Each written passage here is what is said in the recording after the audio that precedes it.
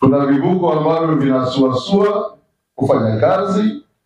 Changamoto hii ambayo sisi kama wananchi, mimi wakati natafuta kura nilimwambia Mheshimiwa Rais kwamba Kigamboni kuna changamoto mama zinazojulikana, lakini changamoto mojawapo ilikuwa ni ya kivuko.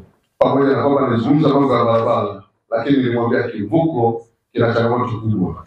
Nimekuta mradi kwa 57%, bado mko nyuma. Kwa hiyo ninawahimiza changamka, watu wa Mafia wanasubiri mbele. Lakini nimesikiliza maneno ya Mheshimiwa mbunge wa jimbo la Kigamboni, Mheshimiwa Sanga, yanayohusu vivuko ya pale kivukoni, feri maarufu, na namna ambavyo watu wa Kigamboni na wana Dar es Salaam na Watanzania walio wengi wanaotumia kivuko hiko wanapopata tabu.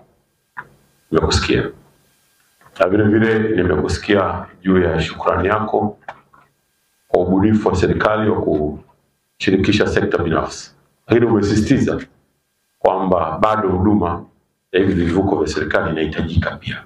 Sisi tumechukua jambo hilo na tunakupongeza.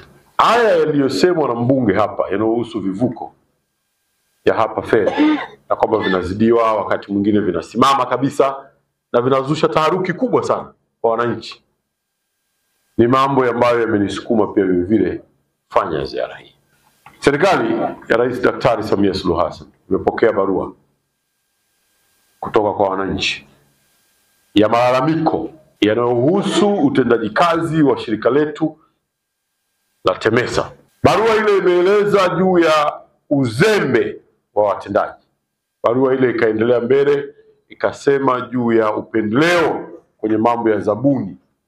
Barua ile ikaendelea mbele ikasema juu ya mambo ya ubadhirifu wa mali ya umma unaohisiwa na wananchi. Wale wananchi wamejiandika katika barua ile, wao ni walalahoi.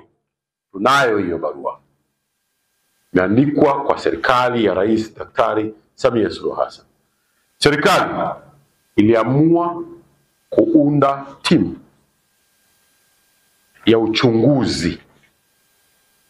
Timu ile imeifanya ile kazi vizuri kwa muda wa miezi miwili, kuanzia mwezi wa 8 mpaka mwezi wa 10. Imepita nchi nzima kukagua mwenendo na taratibu za shirika letu hili la TEMESA. Timu imemaliza kazi, imetuletea